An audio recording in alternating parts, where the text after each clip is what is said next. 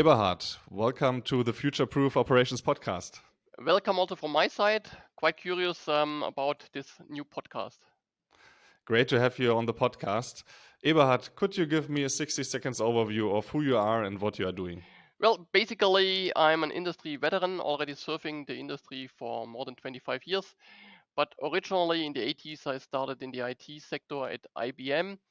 So I also do have an IT background, and I'm pushing Industry 4.0 solutions throughout the industry, and I'm a strong supporter of open standards. And what are you doing currently? I know that you are working in some kind of startup within a bigger company. Is that right?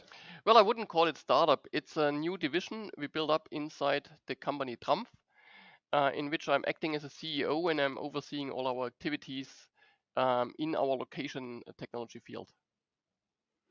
And this company is called omlox. So what is omlox doing and why is it important for smart factories? Well, honestly, I like this short mistake you made here. So the company is not called omlox. The company is called TRUMPF Tracking Technologies. That's where I'm the Mhm. CEO. omlox is independent from TRUMPF. It's an open standard owned by a non-profit organization with 1,700 members.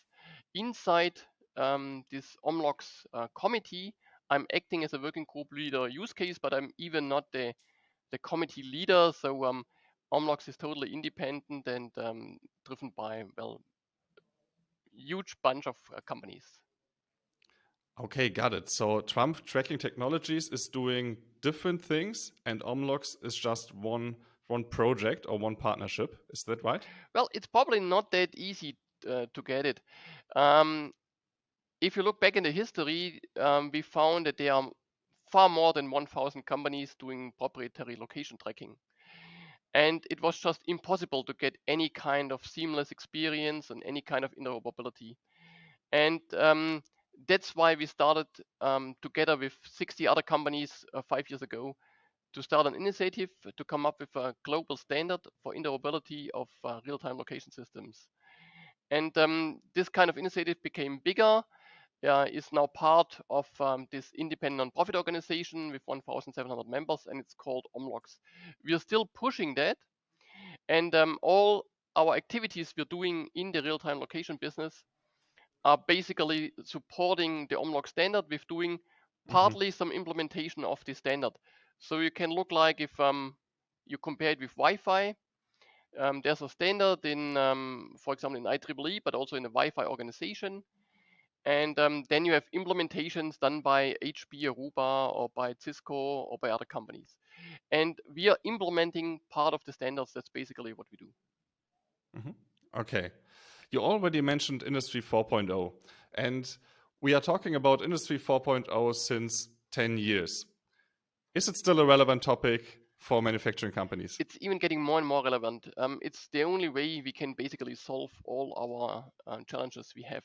And part of the challenges are that there's a limitation in workforce. That, yeah, well, the younger generation has other understanding of how they want to work and what they want to do. And there's no alternative to doing this kind of optimization, which is promised with Industry 4.0. No, but you're totally right. Industry 4.0 is not there yet as we wanted it to have. And there's one simple reason. If you wanted to implement an Industry 4.0 solution in your factory, you basically had to do it on your own. It did cost you easily millions. And at the end of the journey, you would have a fully proprietary solution, totally fixed, and any kind of change would cost you another fortune. And the problem was that at that time there were no standards, so all kind of implementations were purely proprietary, only working in this and only this factory. And that's when we understood this kind of problem. That's when we pushed open standard, and there's now already a global movement towards open standards, also in IDTA, so Industrial Digital Twin Associations, Industry 4.0 Alliance, and many others.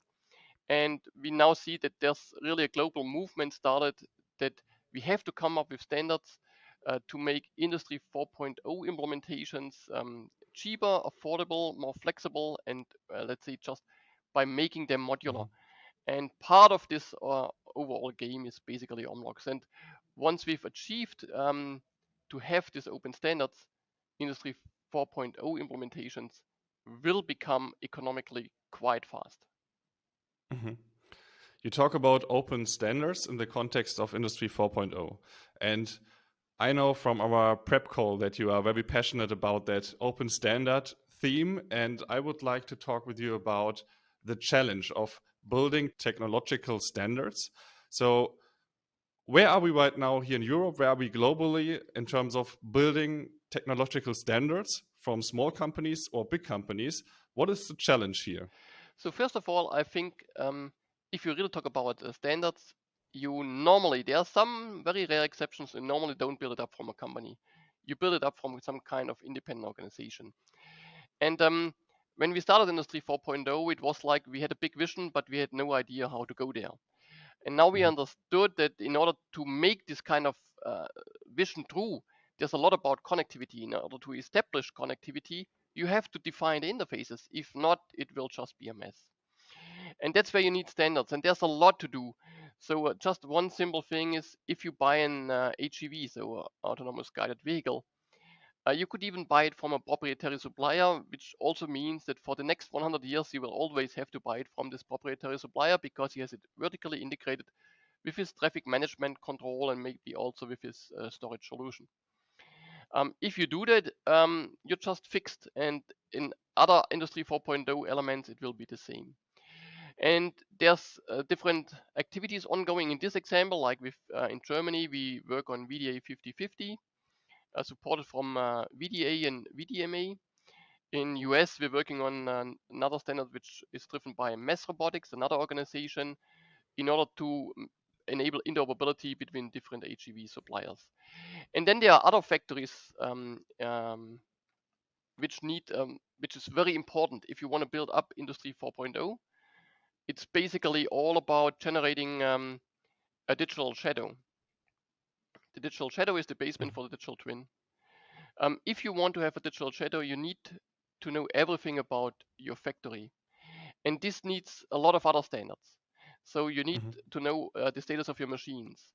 I was personally pushing and I personally did the first semantics on OPC-UA inside TRUMPF, which then later on was worked on by my colleagues and is now part of what is called UMATI, which is a global standards from data out of machines. So that's another part of it. If you again look at your factory, you will see that there's a lot of movable things. Orders can move, material can move, carts can move, forklift can move. So if you want to make a digital shadow, you have to know where all those movable things are. And again, we encounter the same problem that when you start doing that, you buy something from company A, you buy something else from company B, and you end up having dozens of different coordinate systems. And at some point, you will finally come to the conclusion, well, it's a mess if you have 10 different coordinate systems. You need one coordinate system and you want to manage this all. So you need a standard for all the locations inside your factory and to have also this kind of coordinate system physically persistent. And that's basically what we did with omlox. So long story short, it's a set of standards which we finally understood is needed to make a modular, affordable and economical approach through. And we now have already quite some activities ongoing with UMATI, with VDA 5050 and with omlox. And they will enable really a modular building blocks for Industry 4.0 implementations. Yeah. What I find very interesting is that when I take a look in the market and I speak with industry experts, I think they understand that the future of the smart factory is a network, a partnering of technologies. And this is just working out if we have standards, if we know how to connect them and we have the capability to connect their technologies. We need open standards for it. When I go to conferences, for example, I hear a lot of different keynotes. And every year there are different kind of companies with different kind of initiatives which want to build a new standard. And I think it's pretty difficult to come on a common baseline here and find one standard which is working out for more than 10 companies. So please bring us a little bit more into that ecosystem right now. Where are we, and why is it that complicated to build new standards? Well, first of all, you're right. It's nothing which works overnight. That's totally right. So it's a long-term goal to have a standard. And you need supporters. And another thing which is quite important, you need early adopters. At the beginning, it's Mhm. just how to get started. And then later on, you need to bridge the gap. Um, so I think with the examples I showed you, we already did a nice part of the journey already. So with Umadi, with VDA 5050, and certainly also with omlox. But it's not like it's already globally accepted and there's still a way to go. So what's the challenge behind that is that you really have to think it through thoroughly, and you really have to take into account all the different kind of aspects. Um, and this basically will make it complicated. So let's just go to the example of omlox, which is an open locating standard. Mhm. If you buy a proprietary RTLS solution by any kind of supplier, vertically integrated with all the things, they do all the way they want to do it, and they ask the customer, and the customer looks for some kind of application and will find a supplier which can deliver this kind of application in his vertically integrated solution. So at the end of the day, he will get something which is satisfying.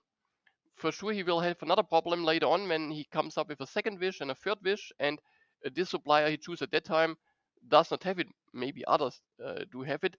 Then he finally got stuck. That's what we call it with the lock-in effect. But first of all, if you just want to start with some application, it's very simple. You can do everything also proprietary. If you start with an open standard, on the other side, you have a lot of discussions about how to use this multi-use case capable system. So it's a shared resource. So if you now think about a middle layer or like an omlox core zone infrastructure, enabling this kind of interoperability, we understood quite easily that in industry we have 150 different use cases. So we have HEVs and they want to do a self-location. We have assets and we want to control the position of the assets on a server. We have, let's say, also security relevant topics. Mhm. We have, let's say, high priority topics. And then you end up with looking at all these use cases with things where something like, let's say, a ladder or any kind of low cost inventory needs to be tracked at a low update rate, but with years of battery lifetime. And you need other things, they need a high update rate, quite accurate. And you need again other things, and they want to self locate themselves. Um, and the only way to make this infrastructure really feasible for all these use cases is to design all this kind of functionality inside a standard so that all the participants finally say, okay, I agree to this standard. Um, and this will make this kind of standard quite sophisticated, not really simple, but enormous capable. That's quite strong. So this took quite a lot of time. So we collected 150 use cases, we specified it, we agreed it with. It was basically reviewed by all the 1,700 members, and this is now ongoing. The next challenge is that there's a time with the early adopters where basically you don't have all the 1,000 applications there, you don't have all the 100 suppliers already there, um, and it's also not the volume already achieved, like always at the beginning, which means the cost regression you'll automatically get with growing at the beginning is not there, which means you need a first installation, you need this kind of lead adaptations to finally get it started. And it really took some energy. We already did this now for quite some years, and we have those kind of installations. We can prove a lot of different use cases already, but still it's kind of challenging, and it takes time to convince them because things which once they are there are so easily understandable that it makes sense took a long time before. And I would like to compare it with something we all know, which is Wi-Fi. um, we really had a look in their kind of history, and it's really astonishing to see that they needed 20 years from when they started to when basically everyone said, okay, this is a fully accepted standard, and all the others kind of alternative proprietary solutions were given up. I don't see any kind of let's say, proprietary indoor communication equipment.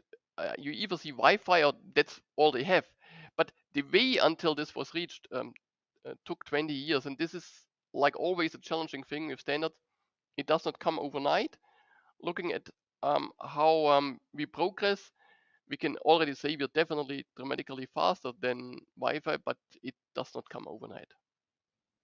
To summarize that, when I want to build an open standard, I have two challenges. First of all, I have plenty of use cases and I need to bring them into that standard. And the question is how to do that, how to gather all that knowledge and then break it down and put it into one standard. And the second challenge is adoption. I need to fill that gap from early adopters into a mass market so that you have the traction on that standard and more companies are working with it. Exactly. And the biggest question now is who can solve it? And I know from our preparation call that you are very passionate about this question. So do we need a big player like we see in America, for example, where you have big tech player, they are pushing a lot of money into that research and development of standards? Or can we solve it with a network approach where we have a lot of small companies very passionate about this question, but they have to work in a network? I think these are the two options that you see, right? Right, and it's a wonderful question. You know that I like it.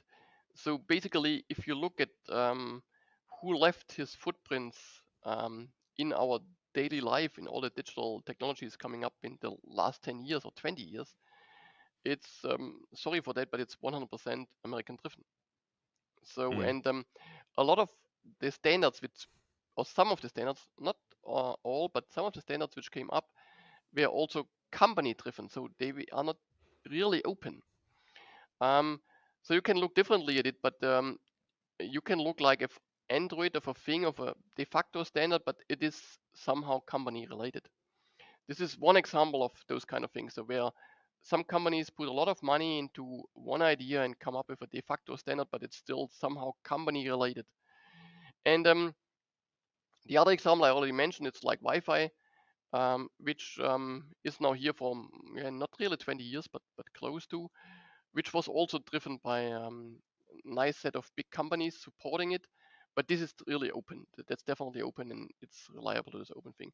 But again, big American companies were driving it. So if we look at why didn't we succeed in those kind of things in Europe, it's looking at how we invest. If I'm working in a great company, TRUMPF, really absolutely innovative driven company. Still, if you ask in this company for 50 millions, it's a real big amount of money. It's not like you get easily 50 millions for doing something. So everyone would agree and say this is totally normal. But building up something which is globally accepted as, let's say, a big global standard, and thinking about those who were driven by one company, like you can, whatever you take, you can look what AWS was building up with the cloud business or what Google was building up with Android and others. You will at the end see that they invested more than $1 billion easily. So how do we get those kind of movements if, let's say, in any kind of reasonable European company, you already have to struggle to get 50 millions? And there's one simple answer to that. And it's basically not a news story. We have to look where we are strong at. And what we are strong is we have a real, very good and strong collection of small and medium-sized companies with a lot of competence. And if you imagine they work together instead of fighting against each other, we can do those kind of things. And once we understood that, we looked at history things where it worked. And it did work nicely in the industry. For example, if you open a cabinet, you will see that you see different elements like modules from different supplier working nicely together. So there might be some modules from Siemens, something from SICK, something from Pebble and Fuchs, and they all interact. And it's not a miracle because they agreed together on a field bus, and they all work together with a field bus. They are different ones, and they are easily also driven, by the way, from Europe, like ASI, IO-Link, Profibus, and others. And because the company collaborate and they don't fight against each other, this really has a global footprint.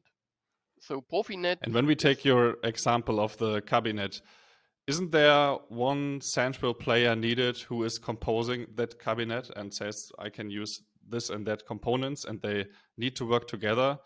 And if we take that example and bring it into the open standard case, do we need one player, for example, here in Europe, who would be able to centralize all that knowledge and then later on decide which kind of technologies we use?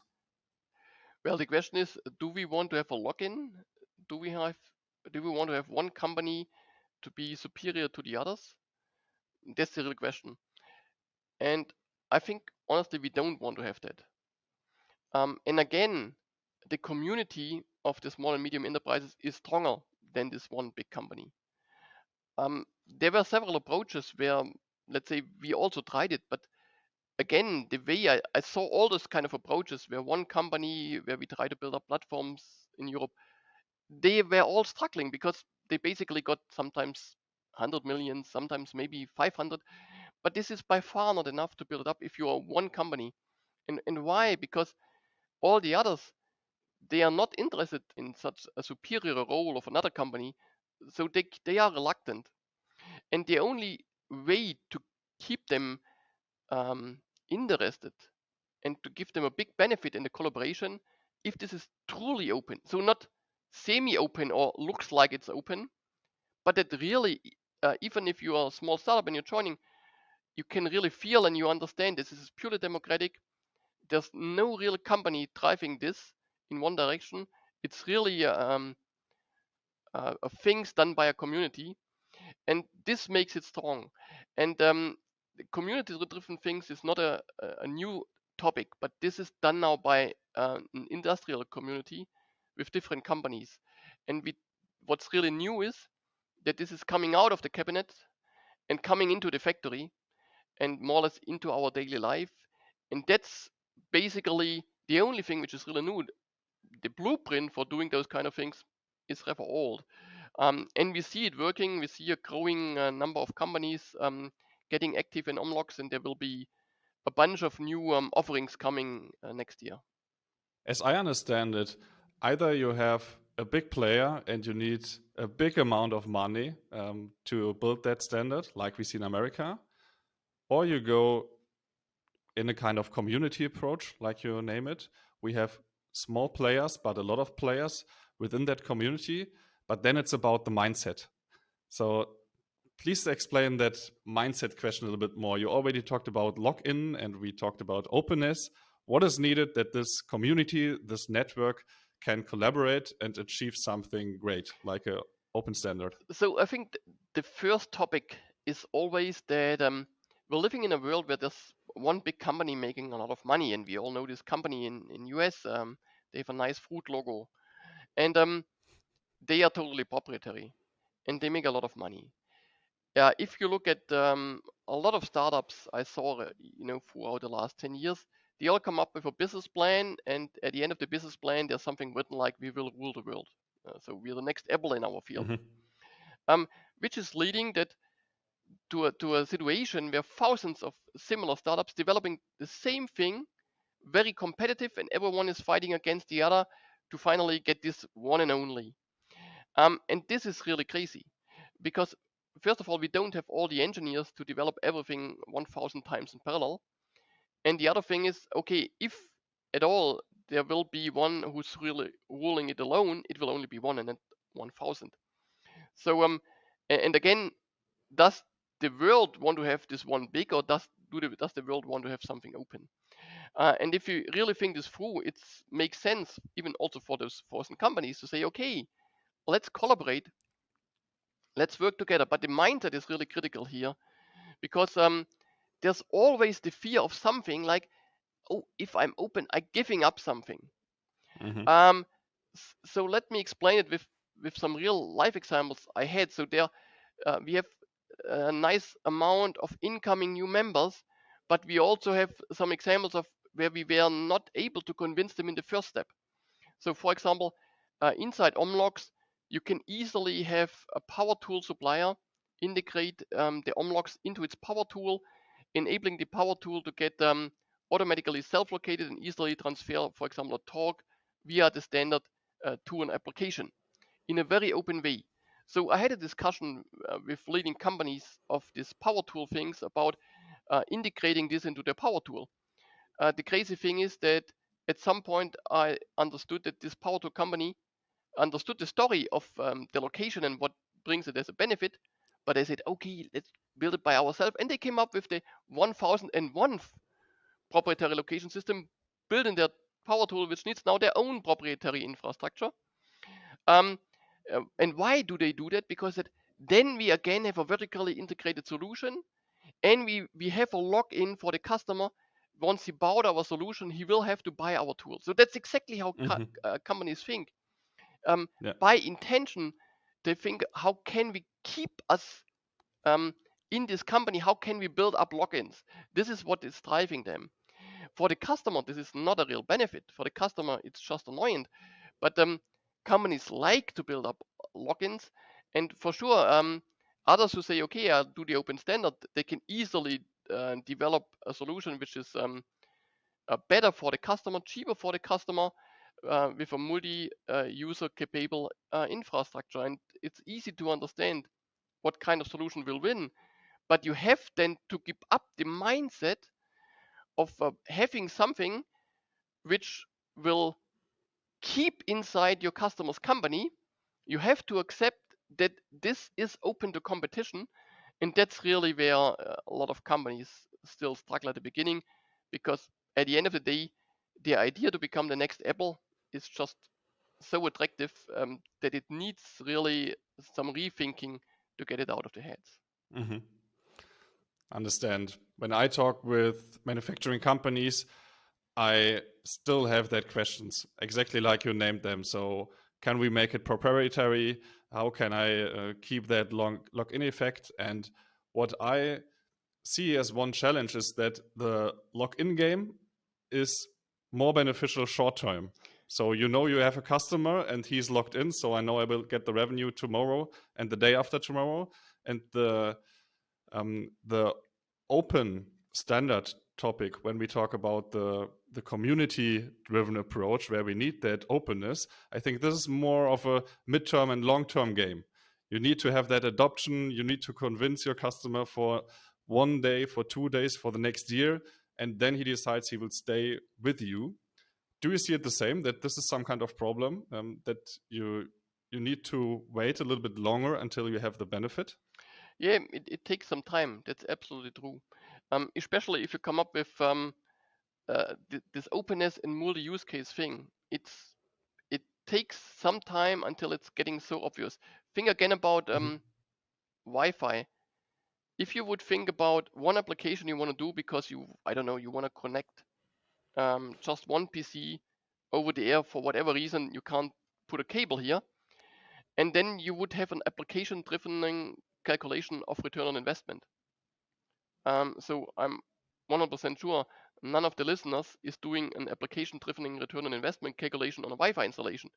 They all do cost performance. So what is this Wi-Fi solution costing from this company compared to the other? Because they know there are millions of applications.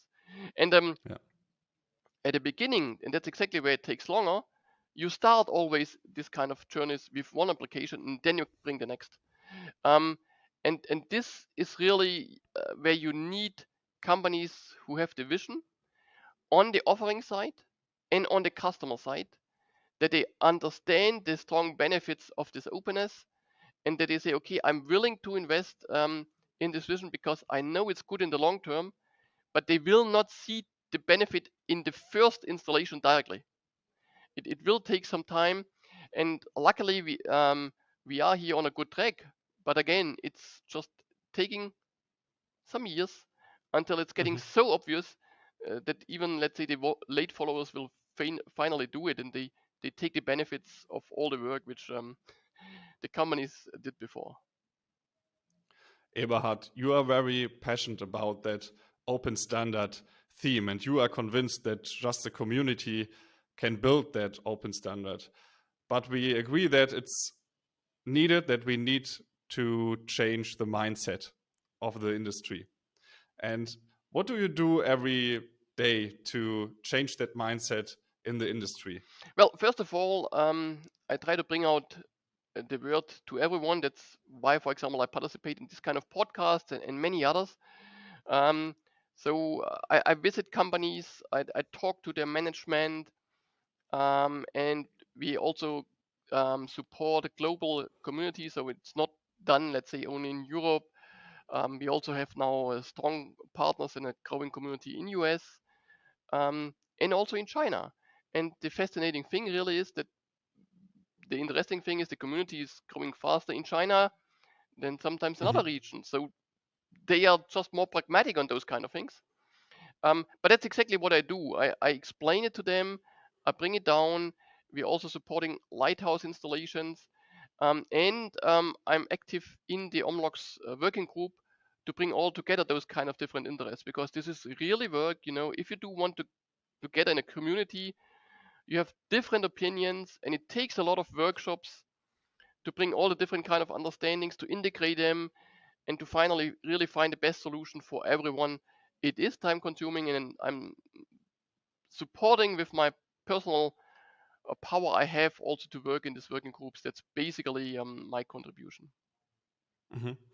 You mentioned omlox again, and when we take a look into the open standard market or the market of initiatives which have been done in the last years, there have been a lot of initiatives, but a lot of them failed. What are you doing different with omlox today that this thing will be successful? So first of all, looking at the standards, I do not see something comparable to what omlox is doing at the moment, honestly. So Mhm. by far not.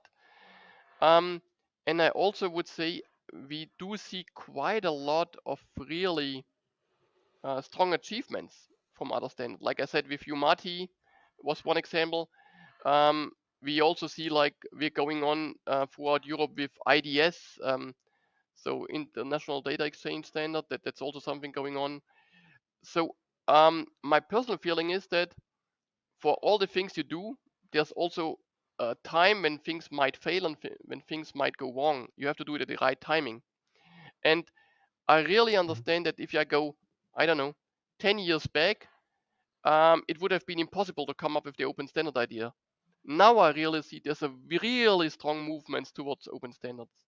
So I really see that everyone understood the need for UMATI, the need for VDA 5050, the need for IDS, the need for omlox, and what's still needed. And so that's the first good thing. Why do I think that this time it works? Because I really think we are Yeah, on the right time. Because the timing. need is Mhm. understood, and companies who invested in proprietary solutions, they learned about the problems they will have afterwards. And that's quite often it's that way. So that if you do things too early, um, you might fail. But I personally think that this time we really have a very good timing, and there's a very good understanding that the only way to build an industry 4.0, which is about connectivity and about building a digital shadow, is by having a set of global standard. And again, omlox is only one of them. We need more, and I see them now coming up, and I see that they really can fit together nicely. We need more and more role models, and omlox could be a role model for building an open standard. Eberhard, it is super inspiring to talk with you, but we are already coming to the last question.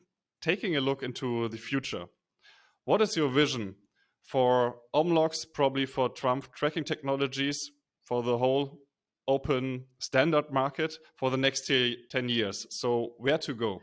So my vision is that we are hosting some really open standard also from Europe, which are globally accepted and which will allow thousands of small to medium enterprises to come up with offerings in this set of open standards, and to allow really to leave their footprint in a global scaling, without having one big player from somewhere in there who's ruling it to their own will, and we are, let's say, we are only an attachment.